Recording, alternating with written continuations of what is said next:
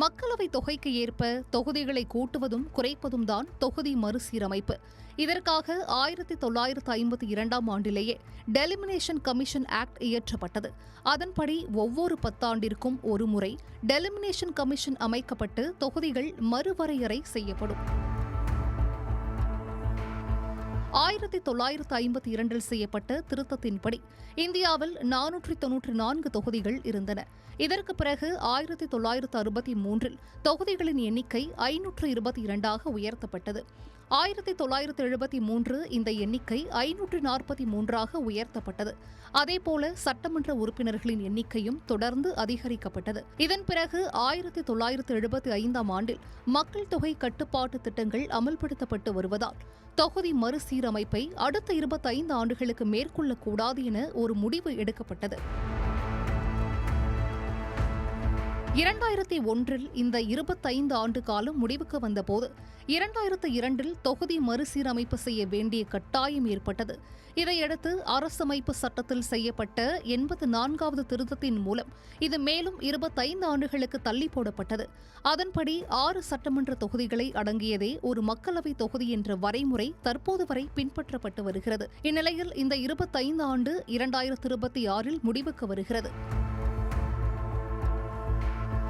எனவே இதுகுறித்து 2023ஆம் ஆண்டிலேயே பேசத் தொடங்கிவிட்டார் பிரதமர் நரேந்திர மோடி. இந்திய நாடாளுமன்றத்தின் புதிய கட்டட திறப்பு விழாவில் பேசிய அவர், நாடாளுமன்றத்தின் மொத்த இடங்கள் மற்றும் எம்பிக்களின் எண்ணிக்கையை வருங்காலத்தில் அதிகரிப்பதை காணவிருக்கிறோம்.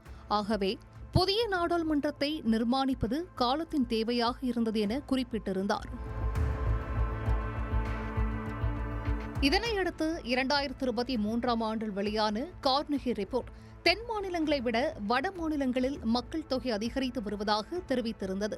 இதன்படி மக்கள் தொகையை கட்டுப்படுத்தும் பணியை சிறப்பாக செய்த தென் மாநிலங்கள் தொகுதி மறுசீரமைப்பின் போது பாதிக்கப்படும் எனவும், வட மாநிலங்களில் தொகுதி எண்ணிக்கை அதிகரிக்கும் எனவும் குறிப்பிடப்பட்டிருந்தது. குறிப்பாக உத்தரப்பிரதேசத்தில் 80ஆக இருக்கும் தொகுதி எண்ணிக்கையில் மேலும் 11 தொகுதிகள் அதிகரிக்கலாம் எனவும், தமிழ்நாட்டில் 39ஆக இருக்கும் தொகுதி எண்ணிக்கை 31ஆக குறையலாம் எனவும் அந்த அறிக்கையில் எச்சரிக்கப்பட்டிருந்தது.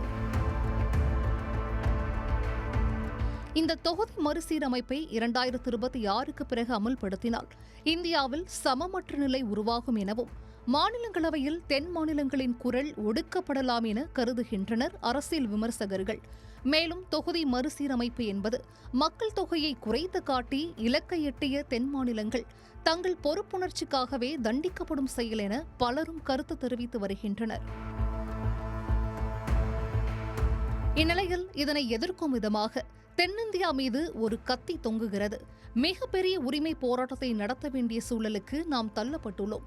இதனால் தொகுதி மறுசீரமைப்பை பற்றி ஆலோசனை செய்ய மார்ச் 5ஆம் தேதி அனைத்து கட்சி கூட்டம் நடத்தப்பட உள்ளது என முதலமைச்சர் மு.க. ஸ்டாலின் தெரிவித்துள்ளார்.